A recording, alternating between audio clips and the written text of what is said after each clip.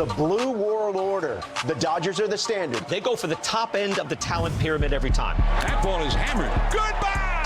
Michael Conforto, 1 year, $17 million. One of the best players in the game. Blake Snell signed with the LA Dodgers. Tanner Scott richly rewarded 4 years, $72 million contract with the Los Angeles Dodgers. Kirby Yates has agreed to a multi-year deal. It's an embarrassment of riches. Roki Sasaki in full LA mode. These guys are made to win and be in the postseason for long.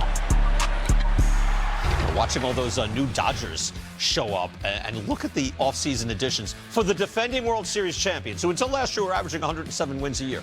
Blake Snell, top of the food chain. Tanner Scott, Roki Sasaki, the top international free agent. Kirby Yates, because, the best closer, wasn't enough. Let's get the guy who worked the eighth inning. Their own guy, who was the last man standing in the bullpen, that was Blake Trinan. He was a free agent. They brought him back. Oh, they also brought back Teoscar Hernandez, who was their own guy, but they could have lost. Mike Lowell is back, and Mike Lowell said something that I thought was fascinating just a few moments ago off camera, who said, has there ever been a more aggressive defending World Series champion? And I can't think of one, Mike. I can't see any big spending spree from a team that had just won the World Series. Yeah, I look at it. It's not just a one name. It's 5 significant names. You look at, okay, how's our bullpen going to look? Well, now I have 3 monsters in the bullpen with Trinan, Yates, and Tanner Scott. How about let's add a 2-time Cy Young Award winner in Blake Snell? Let's land the most coveted international pitcher on the market. So it's impressive from a dollar standpoint that they're able to do this.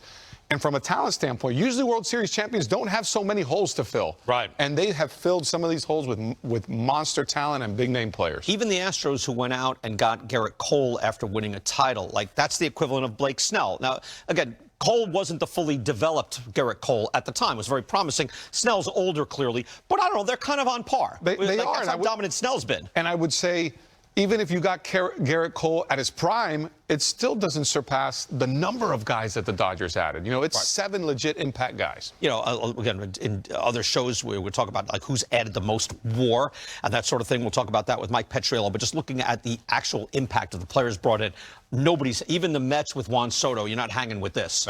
No, not at all. This is a monster team. We'll also look at the top 100 players in baseball. That's coming up next right here on MLB Network. Greg Amsinger and company will have that for you. Players 80 to number 61. I hope if you're in the 70s, you're not insulted, Mike. But 80 to 61 coming up next right here on MLB Network.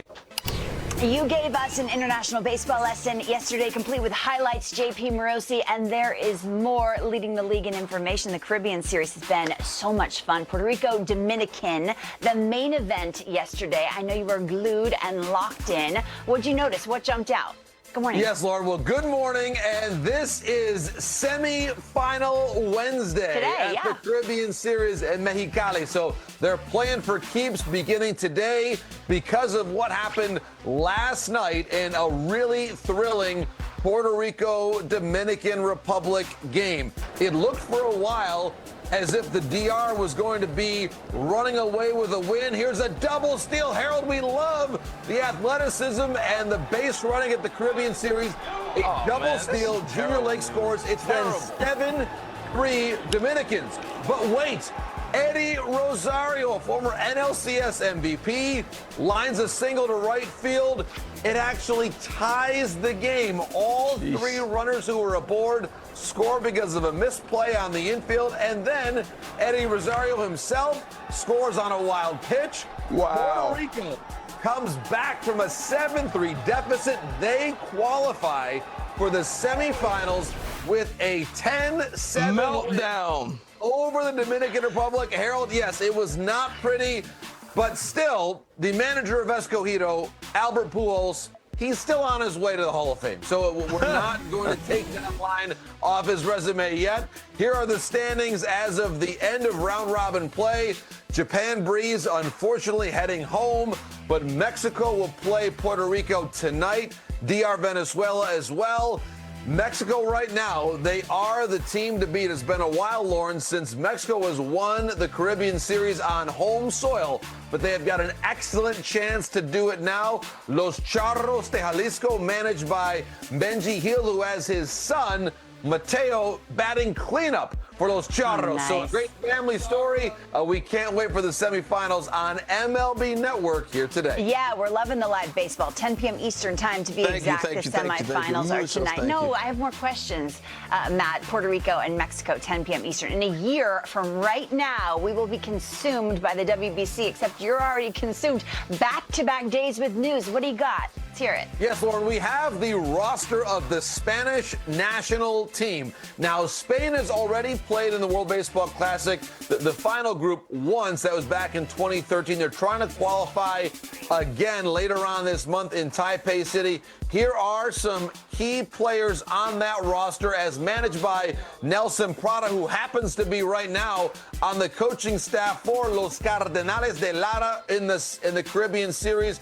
By the way, Wander Encarnacion, he actually helped Parma Clima win the Italian Baseball League Championship. So there's an Italian story there too. But I want to highlight Carlos Colmenares, who during the course of this offseason has been playing with the Perth Heat of the Australian Baseball League. And Lauren, I've got stats and information on the Australian Baseball League. I have no doubt. My friend Andrew Reynolds told me that actually he has a .357 batting average with runners in scoring position. Now, Andrew's a broadcaster there in the Australian Baseball League, and Colmenares has been a very valuable contributor, especially in clutch situations. He had a key late-season home run to put Perth into the Australian Baseball League playoffs. He's actually a prospect in the Tampa Bay Rays organization, so he is there. Felix Stevens, by the way, who was born in Cuba, is also on the Spanish national team. I heard that he is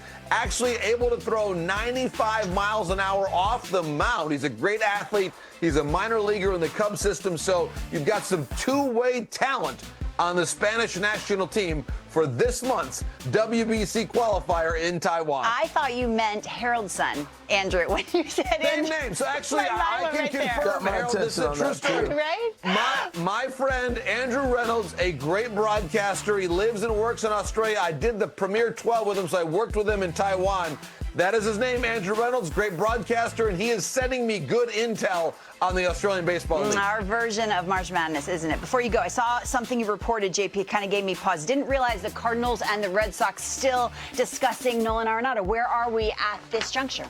So, Lauren, I was told that there were some live conversations and communications this week between these two teams about Arenado, and I was watching carefully the A block of the show as Matt and Harold talked about this, and Matty touched on a really important detail, which is the Cardinals believe that Nolan Gorman is primed for a big season. I said that. That's right, Harold said that. There's only one issue. I was listening. It was Harold. That Nolan Gorman, we talk about what Nolan Gorman's done in the past, Harold, and you were on this. I want to credit Harold Reynolds for this. Because Gorman can play third base every day. The issue that they look at right now with Gorman is where are his at-bats going to come from? They've got Wynn playing short. They've got Donovan, who they like a lot.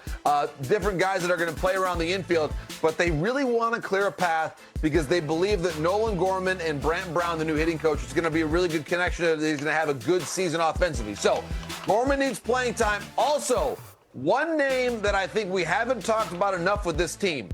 They believe that finally Jordan Walker's going to have a bounce-back year. He is still such a young player. He's only 22 years old. I think people have written him off way too early. I believe in Jordan Walker. Get him some everyday at-bats. I know Keith Costas will have some thoughts about the Cardinals outfield, but I think Walker's role every day in the outfield is going to be key for the Cardinals' success in 2025. The art on your walls is gone. Lulu's slacking. What happened? We had to, Lauren, I felt like spring training starts next week. New slate. We got to all Fresh. be in the best shape of our life, Okay. and that's the idea. All right, we'll see. I'll be the judge of that. See you next Monday, you, Lulu. JP and Rosie, thank you so much. Maddie.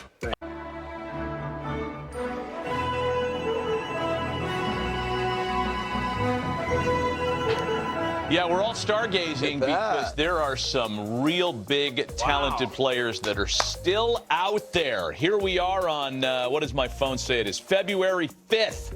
And there's still some stars out there. We talk a lot about Pete Alonso. We talk a lot about Alex Bregman. There are some other players still out there that we want to highlight in this segment, including. And you don't want your name out there this much longer. Well, but maybe it'll work out, and I suspect it will work out for a couple guys that we're going to talk about today. Yeah, you know who's still out there? Alex Verdugo, Planet Verdugo. It's still out there. Talented hitter, and a guy that played in the World Series last year, and a guy that can contribute in a couple of different ways. Well, he's played in a big moment, in a big market. 2 big markets, 3 big markets. Yeah, that's right. Count Boston in there, too, for sure. For sure.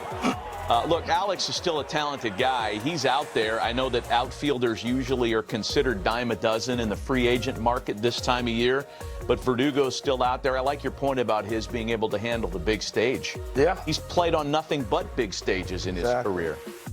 You know who else is still out there? And I'm intrigued by this one because he's coming back off injuries, and he didn't pitch in 2024. Remember how good James Kaprielian was a couple years ago in Oakland? Former first rounder by the New York Yankees. In his time in Oakland, when he was healthy, he was electric. Breaking ball's great. It's always been great. Still throws a good changeup. Heavy sink. He had shoulder surgery, which cost him over a year, and he's fully recovered from that. He's throwing in Southern California. He's looking for an offer. And why wouldn't you want to see it if you're a team? This is my thing. Go see what he's got. Bring a guy like him into camp. It's not going to cost you much. Not going to cost you much. Let him throw. Give him innings in spring training. The problem is, and I think this is interesting, for a guy like James who's coming back off the surgery, he needs to pitch. So if you sign a deal someplace and you get in front of the major league staff, what are you going to get, 8 to 10 innings? He needs to be out there pitching. Well, what a lot of teams have done is that's why you see guys sign for 2-year deals. They may sign him because he had surgery or in the middle of his surgery and extend him for an extra year. So that way he's your property. You send him to AAA. You get him to work. You can do the different things. And I know this is anecdotal, but he's always been a guy that teammates have loved to the point that he was the officiant in Matt Chapman's wedding. Is that right? Father Kaprielian married Matt Chapman, and he's really popular in the clubhouse, a guy that everybody likes to be around. So, Keith, what else do you have on these two who are still out there? Well, that's good intel, Matty. You were gone most of last week, and Verdugo's name actually came up a couple times with Roflo, our resident Astros expert. We've talked about how right-handed that lineup is. Obviously, Kyle Tucker out. Maybe Houston is a good fit for a left-handed hitting outfielder like Verdugo. And you talked about the injury issues for Kaprielian. He actually did sign a minor league deal halfway through last season. Numbers weren't great in AAA, but he was able to stay healthy and pitch in the second half of the season in the Blue Jays system. So like you said, back throwing and looking for an offer. Yeah, it's, I mean, as we know, coming off a shoulder, and everything that I've heard about it is that it's not those first 6 months that you're declared healthy. It's the next 6 months where you're actually healthy and you're actually able to throw without any barometer on you. All right, that's good stuff. Let's take another break. Keith, thanks. When we come back, Steve Phillips joins us. Fill in the scorecard with talk of Vlad Guerrero. Does he stay? Do they shop him? An entire country's baseball future could hang in the balance. Is that too much? No, that's really good. I think that's accurate. Really good.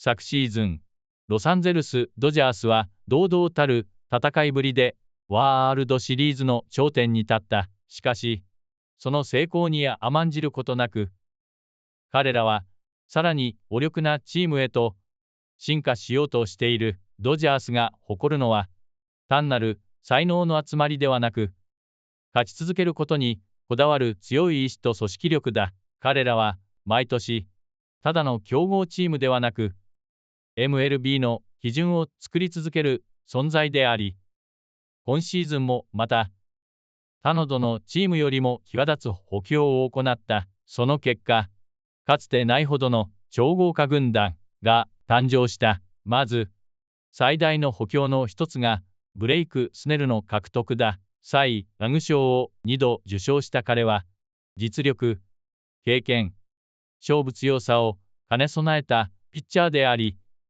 ドジャースのローテーションにとって計り知れない価値を持つ。彼の加入によって、すでに強力だった先発陣は、さらに盤石なものとなった。そして、日本からやってきた佐々木朗までの存在も見逃せない。彼は令和の怪物と呼ばれるほどの才能を持ち、100マイル 160km/h を超える速球と驚異的な制球力で MLB の打者たちを圧倒すること間違いなしだ。彼の加入は単なる戦力補強にとどまらず、ドジャースのグローバルな影響力をさらに拡大させるものでもある。佐々木のプレーを見るために、日本からも多くのファンがドジャースの試合を注目することになるだろう。ブルペンもまた大幅に強化された。まずはタナー・スコット。彼はメジャーリーグでもトップクラスのリリーフピッチャーであり、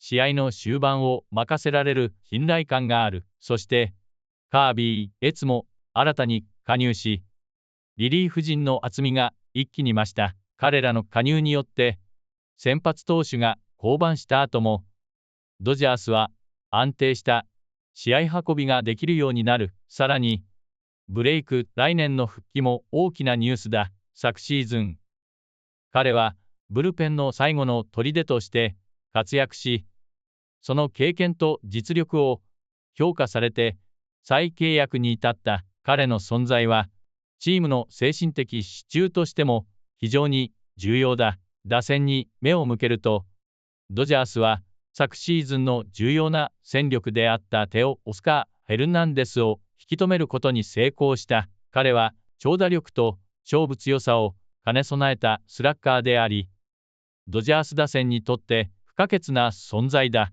彼が再契約したことで、打線の破壊力が維持されるだけでなく、さらなる相乗効果も期待できる。また、昨シーズンのチームと比較すると、新たに加わった選手たちが持つパワーと経験が攻撃力を一層引き上げていることがわかる。これまでのドジャース打線は強力だったが、今シーズンの打線はまさに追い敵と呼ぶにふさわしいものだ。ワールドシリーズ優勝後、多くのチームは戦力を維持することに重点を置く。しかし、ドジャースは違う。彼らは現状維持ではなく、さらなる飛躍を目指して補強を続けた。これほど積極的に戦力を増強したディフェンディングチャンピオンは MLB の歴史を振り返ってもほとんど存在しない。過去の例を見ても優勝後に補強を行ったチームはあったが、これほど大規模な補強を実行したケースは極めて珍しい。かつてアストロズがワールドシリーズ制覇後にゲリット・コールを獲得したが、その動きですら今回のドジャースの補強とは比較にならない規模だった。それほどまでにドジャースは勝利に対して貪欲であり、連覇という目標を本気で追い求めている。このチームの姿勢こそが MLB 全体に影響を与えるほどのインパクトを生み出しているのだ。このように2025年シーズンのドジャースはすべての面において圧倒的な強さを誇っている。個々の選手たちが持つ才能はもちろんのこと、チーム全体の一体感、そして勝利への7年が彼らをさらに特別な存在にしている。この歴史的なシーズンをファンの皆さんと共に楽しめることが何よりの喜びだ。どんなドラマが待っているのか、どんな伝説が生まれるのか、期待は高まるばかりだ。そしてあなたもこの興奮を見逃すことなく一緒に体感しよう。まだこのチャンネルに登録していない方はぜひ今すぐ登録を。シーズン中もドジャースの最新情報、試合の分析、選手たちの活躍をリアルタイムでお届けする。試合のハイライト、勝負の鍵を握る戦略、選手たちの熱い思い、そのすべてをここでチェックできる。最高のシーズンを最高の仲間と共にこれからの戦いを見届けよう。そして次回の動画もお楽しみに。